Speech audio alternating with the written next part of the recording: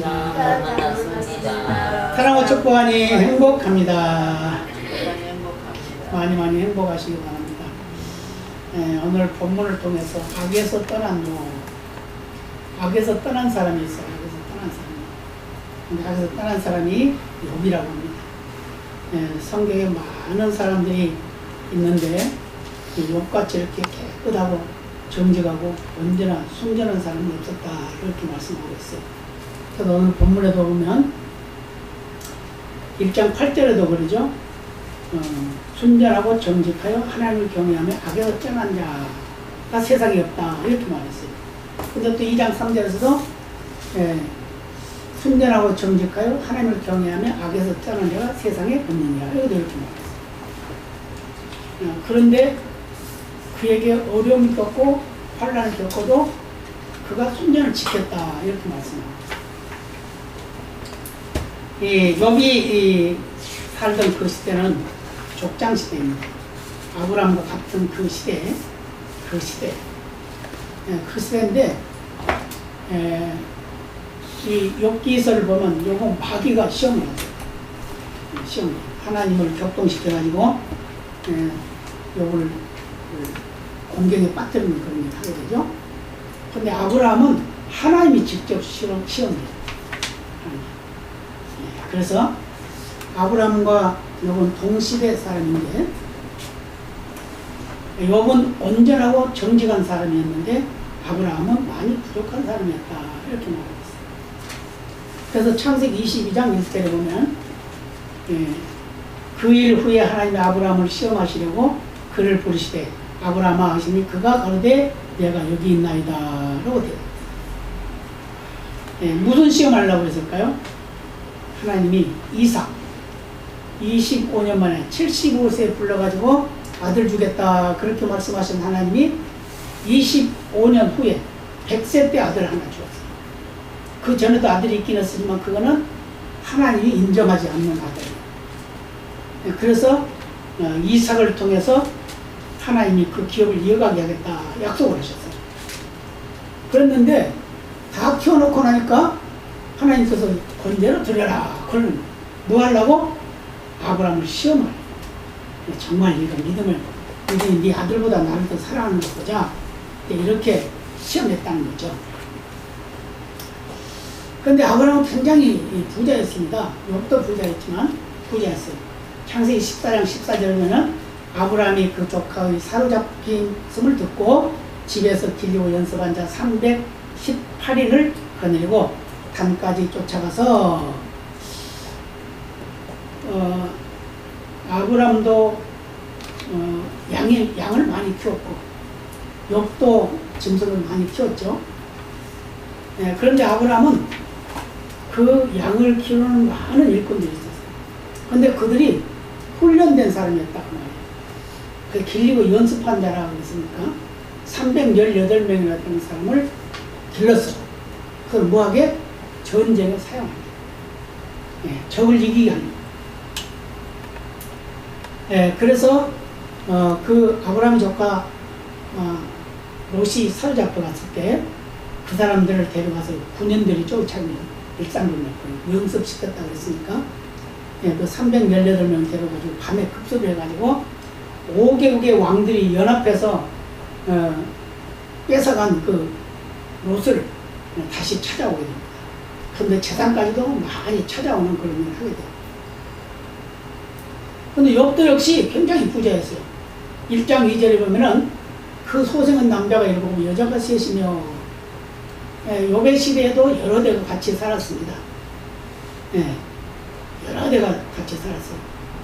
여러 대가 같이 살았는데 욥도 연세가 많지만 그 같이 산 조상들도 연세가 참 많았어요. 이제 차차 이제 말씀을 드리겠습니다만은, 그런데도 불구하고 이 욥은 아주 온전한 사람이었고 정직한 사람이었고 하나님의 마음에 드는 사람이었어요. 그런데 창세기 12장 17절에 보면은 아브라함에 대한 말씀을 또 해요. 여호와께서 아브라함의 아내 사레의 영모로 바로와 그 집에 큰 재앙을 내리신지라. 왜 그랬죠? 이 아브라함이 그 가나안이 형령이 들었어요. 형령이 드니까 애굽으로 내려갑니다. 애굽으로 내려가는데 그 애굽으로 내려가 보니까 아니 자기 아내 사라가 너무 사라지기 때문에 사라가 너무 예쁜 거예요. 그래서 혹시 그 아내 때문에 자기가 위기에 처할까봐 동생이다 이렇게 이제 누이라 이렇게 이제 말을 하게 하죠. 그러니까 이 애굽 왕이 이 사례를 데려간 거예요. 동생이라고 그랬으니까. 데려가서 자기 부인을 만들려고 그러는데 하나님께서 그를 그냥 혼내준 거예요. 혼내주니까 이 아브라함은 그 덕택에 많은 재물을 받았고 또 자기 부인도 다시 돌려받게 됩니다. 그런데 창세기 15장 5절 6절에 보면 하나님께서 아브라함에게 이렇게 또 말씀합니다. 뭐라고 하냐면 그를 이끌고 밖으로 나가 가라사대 하늘을 우러러 묵배를 셀 수 있나 보라. 또 그에게 이르시되 네 자손이 이와 같으리라. 아브라함이 여호와를 믿은 여호와께서 이를 그의 의로 여기셨다라고 이렇게 말씀합니다. 아브라함도 믿음이 참 좋았어요. 욥도 믿음이 참 좋았어요. 그런데 창세기 16장 2절에 가서 보면은 사례가 아브라함에게 말합니다. 여보, 내가 하나님이 아들을 준다고 하는데 주지 않은 거 보니까 아무래도 염려가 되어. 그러니까 내 여종 하갈을 당신에게 줄 테니까 그걸로 그 하갈로 인해서 아들을 하나 낳으시오. 그러면 그가 내 아들이 될 겁니다. 라고 이렇게 말해요. 그랬더니 그 말을 들었어요. 그 말을 들었어요. 그런데 이런 아내의 말을 듣고 그대로 했지만 그것을 하나님은 인정해 주지 않았습니다. 그런데 이 아브라함이 그 후손들이 애굽으로 내려간 이유가 있어요. 물론 가난해서 내려가게 했지만 창세기 15장 10절로 14절 말씀에 보면 이런 말씀이 있어요. 아브라함이 그 모든 것을 취하여 그 중간을 쪼개고 그 쪼갠 것을 마주 대하여 놓고 그 새는 쪼개지 아니하였으며 솔개가 그 사체에 내릴 때에는 아브라함이 쫓았더라. 해질 때에 아브라함이 깊이 잠든 중에 캄캄함이 임함으로 심히 두려워하더니 여호와께서 아브라함에게 이르시되 너는 정령이 알라. 네 자손이 이방에서 대기되어 그들을 섬기겠고 그들은 400년 동안 네 자손을 괴롭게 하리니 그 섬기는 나라를 내가 징치할지며 그 후에 네 자손이 큰 재물을 이끌고 나오리라. 이렇게 말했어요. 원래 하나님 때 재물을 드리면 그걸 배를 갈라야 됩니다. 그래가지고 배에 있는 창자를 다 끌어내고 그걸 깨끗하게 씻어가지고 하나님께 드리는 거예요. 그런데 새, 그건 조그만 거니까 그건 안 쪼갰어요.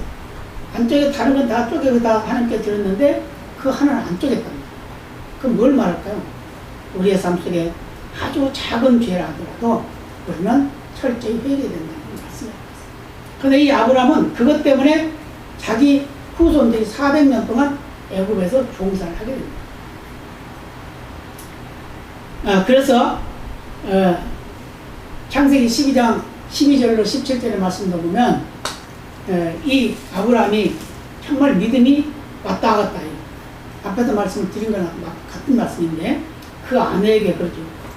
내가 당신을 데리고 애굽으로 가지만 당신이 꼭 나에게 오빠라고 그러고 나의 누이라고 이렇게 말하세요. 그래가지고 그것 때문에 창세기 12장 16절에 보면 이런 말이에요. 이에 바로가 그를 인하여 아브라함을 후대함으로 아브라함이 양과 소와 노루와 암수 나귀와 약대를 얻었더라.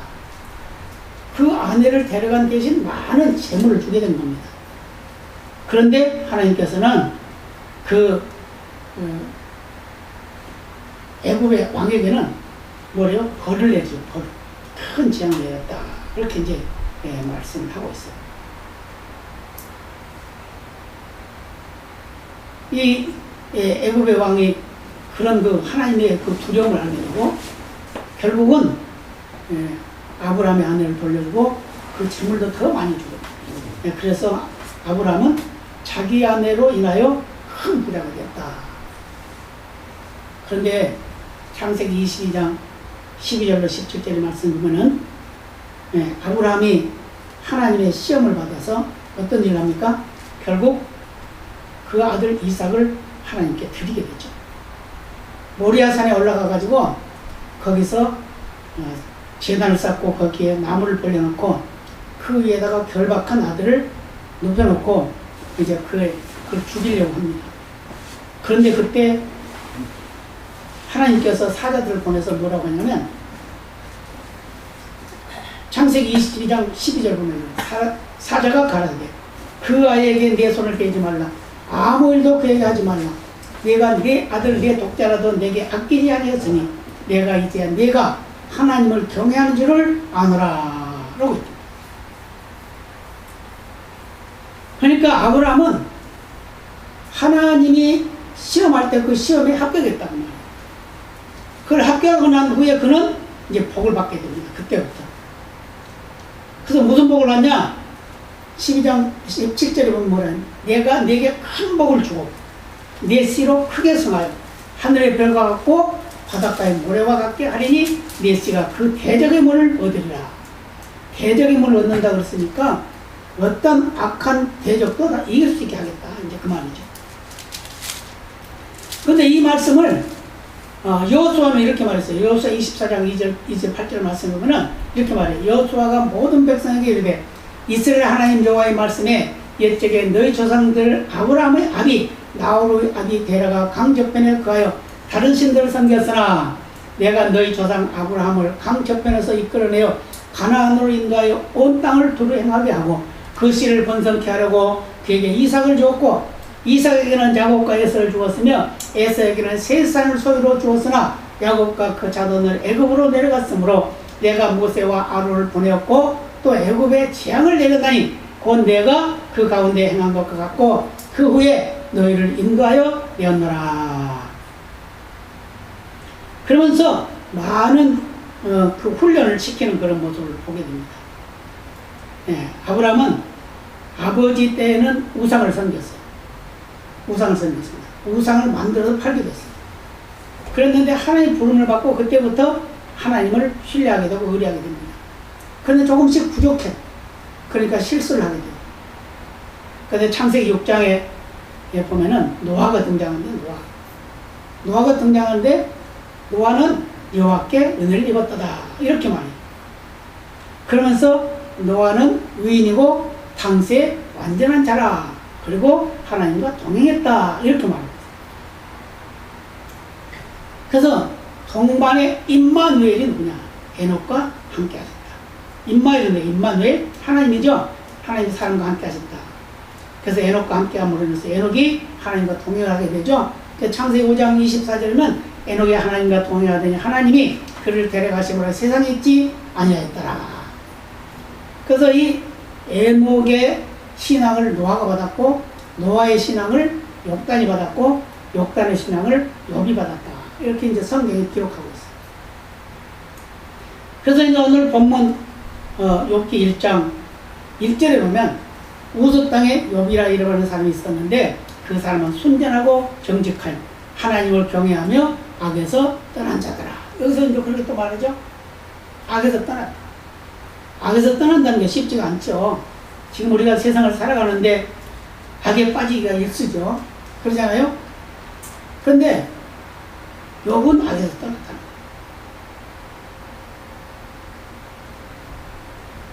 이렇게 욥은 하나님으로부터 인정받고 정직하고 깨끗하고 하나님을 경외하고 그랬다는 거예요. 그런데 창세기 10장 25절부터 보면 이런 말씀이에요. 예벨은 두 아들을 낳고 하나의 이름은 벨렉이라 하였으니 그때 세상이 나누었으며 벨렉의 아우의 이름은 욕단이며 욕단. 이게 욕단이라는 이름이 이제 나오게 돼요. 벨렉이 두 아들을 낳았는데 두 아들을 낳았는데 그 아들의 이름은 욕단. 벨렉과 욕단. 에벨이 두 아들을 낳았다. 에벨이 두 아들을 낳았는데 벨렉과 욕단인데 이때 그들이 노아의 때 노아의 때, 그때가 주전 3102년이라고 합니다.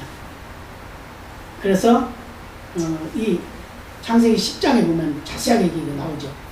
10장 26절 3절에 이렇게 나옵니다. 욕단은 알모닥과 셀렙과 하살마옅과 에라와 하도람과 우살과 디글라와 오발과 아비마엘과 스바와 오빌과 하윌라와 요밥을 낳았으니 이들은 다 욕단의 아들이며, 그래서 이제 욕단을 동방으로 갔다 그래가지고 그 욕단이 우리 백의민족 대한민국의 선조다 이렇게 이제 보고 있어요.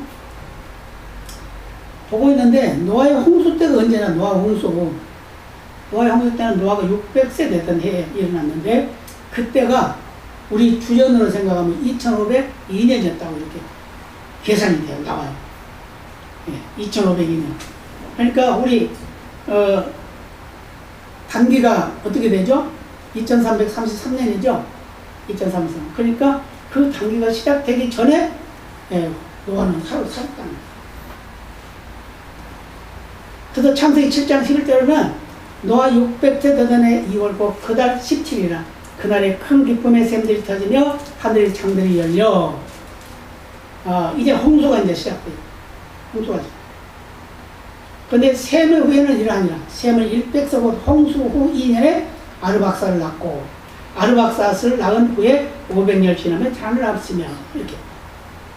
셈이 누구죠? 노아의 첫째 아들이죠. 첫째 아들. 근데 신기한 건 뭐냐면 이 노아의 시대에 홍수가 일어나기 전에 뭘 하죠? 방주를 만들려고 그러잖아요. 방주를 만들려고 그러는데 120년 정도 이제 그 기간이 있어요. 근데 그 기간에 방주를 만들어요. 근데 그때 당시에 너무 살기가 좋은데요.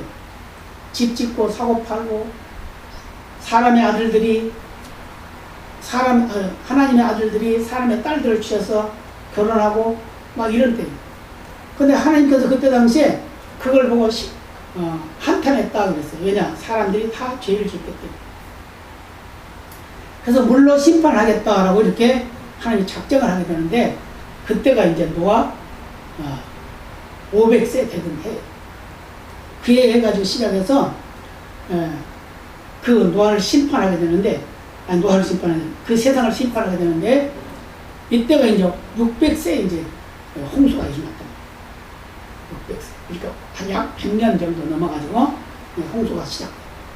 홍수가 시작됐는데 그 한 1년 정도를 온 세상이 다 물에 잠기는 그런 일이 있게 됩니다.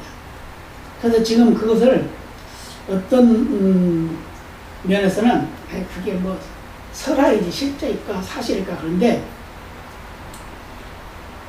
저기 미국에 가보면 그게 증거가 나와요. 증거가 한꺼번에 갑자기 나무가 돌이 되거든요. 그런 게 이제 고고학적으로도 그걸 발견할 수 없어요. 그래서 노아 시대에 물에 잠김에 인해서 죽은 나무들, 또 죽은 시체들, 이런 것들이 이제 다 뭉쳐가지고 나무같이 이렇게 이제 만들어진 그런 걸 봤어요. 그래서 이것이 창조과학회 같은 그 창조과학을 믿는 분들은 그것을 인정을 해요. 근데 우리는 어떻게 배우죠? 진화를 해요, 진화. 뭐 세포가 분열돼가지고 뭐 어떻게 되고 뭐 이렇게 하잖아요. 그리고 또 뭐라고 그래요? 우리 대한민국은 누구 후손이라고? 원숭이 후손이라고 제가 원숭이 후손. 근데 원숭이 후손인데 그거보다도 더 중요한 건 뭐냐면 대한민국은 또 백의 민족, 배달의 민족이다 그래가지고 고음의 후손이라고 고음의 후손. 그래서 단군이 그 후손을 통해서 고음이 이제 부인이 되고 뭐 이런 자세한 걸 또 이야기를 합니다만은 이 성경적으로는 그게 아니라는 거예요. 그래서 욕단이 우리 이 백의 민족의 조상이고 그 후손이 뭐 누구죠? 당군이다. 뭐 이렇게 이제 말해요. 근데 이것도 이제 또 말이 많습니다. 그럴 수가 있냐 이제 이렇게 말하는데, 근데 어떤 면에서 보면 그게 맞아요. 왜냐하면 단기가 2333년이잖아요. 그런데 욕단이 출생한 것은 2401년이에요. 그러니까 2333년은 욕단은 68세였답니다. 68세. 예, 그러니까 이것을 가지고 계산해 보니까 그 욕단이 동방으로 갔다 그랬는데 그 동방이 바로 대한민국이다. 이렇게 이제 말을 하는 거예요. 근데 이사야 41장 2절 3절에서 이걸 말씀합니다. 뭐라고? 누가 동방에서 사람을 일으키며 의로 불러서 자기 발 앞에 이르게 하였느냐. 열복으로 그에게 굴복하게 하며 그로 왕들을 치리하게 하되 그들로 그의 칼에 티끌 같게 그의 활에 불리는 초계 같게 하며 그가 그들을 쫓아서 그 발로 가보지 못한 길을 완전히 지났나니. 동방 사람에게 열국을 붙여주셔서 그 나라가 대한민국이라는 거예요. 자부심을 가지시기 바랍니다. 대한민국. 예, 그래서 하나님께서 이제 예수님께서도 이렇게 말씀하죠. 마태복음 21장 43절이면 그러므로 내가 너희에게 이르노니 하나님의 나라를 너희는 빼앗기고 그 나라의 열매 맺는 백성이 받으리라 그랬어요.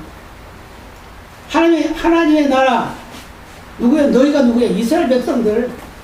너희들은 지금 다 빼앗기고 그 열매 맺는 누구? 이제 이걸 말하면 이제 예수 믿는 사람 이렇게 말하죠. 근데 그 이방인으로 썼을 때 대한민국이다 이렇게 말해요.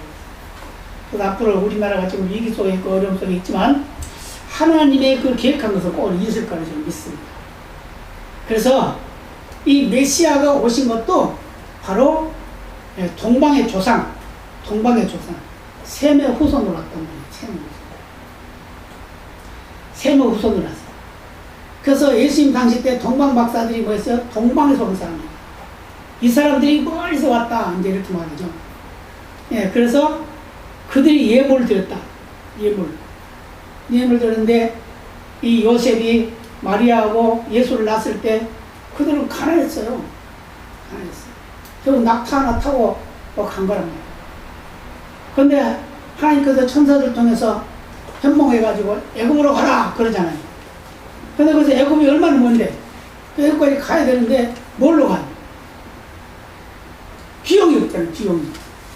그러니까 동방 박사들이 거기에 예물을 가지고 그걸 가지고 비용을 해서 애굽에 가서 살게 됐다. 이렇게 설명을 하기도 합니다. 그래서 민수기 24장 17절이면은 내가 그를 보아도 이때의 일이 아니며 내가 그를 바라보아도 가까운 일이 아니로다. 한 별이 야곱에게서 나오며 한 홀이 이스라엘에서 일어나서 모압을 이편에서 저편까지 쳐서 파고 또 소동하는 자식들을 다 멸하리로다. 별은 뭘 말이죠? 예수님을 상징합니다. 예수님이 별로 인정되고 있어요. 그래서 동방박사들이 별을 연구하다가 신기한 일이 일어났단 말이에요. 그래서 예수님을 만나게 되는 그런 일이 있게 되는데, 이미 이 예수님에 대한 이야기는 창세기 3장 15절 이하에서 말씀했어요. 내가 너로 여자와 원수가 되게 하고 너희 후손도 여자의 후손과 원수가 되게 하리니 여자의 후손은 네 머리를 상하게 할 것이요 너는 그의 발꿈치를 상하게 할 것이니라라고 했죠. 이미 하나님께서는 에덴 동산을 통해서 예수님이 오실 거에 대해서 말씀하셨고, 예수님이 오시는데 그 예수님이 바로 뭘로 온다? 여자의 후손으로 온다. 여자의 후손으로 온다. 그래서 모든 씨는 남자가 씨지만, 남자가 씨. 마태복음 1장 1절 이하에 보면 그러죠? 아브라함과 다윗은 예수 그리스도의 세계라. 이렇게 하면서 아브라함이 이삭을 낳고, 이삭은 야곱을 낳고, 야곱은 유대와 그의 형제를 낳고, 유다는 다말에서 베레스와 세라를 낳고, 이렇게 쭉 나가요. 근데 다 남자에게서는 남자 이름이 나온단 말이에요. 근데 예수님은 어떻게 나와요? 예수님은 마태복음 1장 16절이면 야곱은 마리아의 남편 요셉을 낳았으니 마리아에게서 그리스도라 칭하는 예수가 나시니라. 여기서 이렇게 나왔어요. 여자의 후손으로 나왔다. 예수님 바로 여자의 후손으로 왔는데 이 여자의 후손으로 오신 예수님께서 인류의 구원을 이루시는 메시아라는 걸 믿으시기 바랍니다. 그래서 성경의 창세기 1장부터 계시록 22장까지 모든 말씀의 내용들은 예수님에 대한 이야기입니다. 천지를 창조하는 주인공도 예수님이요, 또 그 죄에 빠져서 그 부끄러운 것이 드러나니까 무화과 잎을 엮어서 치마를 만들어 입던 그들이 자꾸 또 만들어야 되니까 하나님께 어떻게 해요? 짐승을 잡아서 그 짐승의 가죽을 벗겨서 그들을 덮어줬다고 했어요. 입혀줬어, 옷을. 그래서 부끄러운 것이 가려졌단 말이에요. 그게 누구냐? 예수입니다. 이삭이 모리아에서 죽은 것도 예수님이 죽은 걸 말하고 있다. 모든 성경에 기록된 모든 말씀들은 다 예수님의 이야기다. 그래서 우리는 예수님이 빠지는 말씀, 예수님이 없는 교회, 예수님이 없는 믿음, 아무 소용없는 거예요. 예수님이 있어요. 그래서 예수님이 바로 우리의 생명의 주라는 걸 믿으시기를 바랍니다. 그래서 모든 조상들의 씨가 남자의 씨로 기록되어 있지만 바로 예수님만큼은 마리아, 여자의 씨로 기록되어 있다. 그것은 바로 어떻게 해서? 성령의 역사를 통해서, 하나님의 영의 역사를 통해서 났기 때문에 그것은 그 남자, 그 남편 요셉이 아니라 바로 그거는 인간적인 그런 관계일 뿐이지, 인간적인 아버지죠. 관계일 뿐이지 진짜 그 씨는 성령이시다. 하나님이다 그 말. 그래서 마리아에서 그리스도라 칭하는 예수가 나시니라 이렇게 말해요. 그리스도는 뭐죠? 메시아, 구원자. 예수는 뭐죠? 그 백성을 죄에서 구원할 자, 구주라 그 말이에요. 우리에게 구주가 나셨으니까 그 구주를 믿는 믿음이 우리의 삶을 통해서 잊지 않고 어떤 환경가 처해졌어도 오늘 권사님 기도한 것 같이 우리는 정말 믿음을 지켜나가는 일에 부족함이 없어야 돼요. 지금 교회를 핍박을 하고 교회 예배를 방해하고 지금 막 그러잖아요. 어떤 직장에서는 예수 믿는다고 그 직장 오지 말라고 그러는 그런 데도 있대요. 네. 너 교회 갈 거면 사표내 그런 데잖아요. 그 정도로 지금 이제 온 전체 나라가 지금 예수를 핍박하는 거예요. 예수를 배척하는 거예요. 하나님을 거역하는 거예요. 이거는 망할 징조예요, 망할 징조. 그렇지만 우리 믿음의 사람들이 여기서 실망하고 좌절하는 것이 아니라 오히려 더 많이 기도하고 예배하고 더 하나님을 높이고 증거하고 사랑함으로써 하나님의 영광을 드리는 능력의 삶이 되어서 하나님이 결코 승리하게 하시고 성공하게 하셔서 이 나라가 바른 길로 서고 온 세계를 복음으로 정복하는 일에 여러분들께 쓰임받게 될 줄로 믿습니다. 다 같이 기도하시겠습니다. 아버지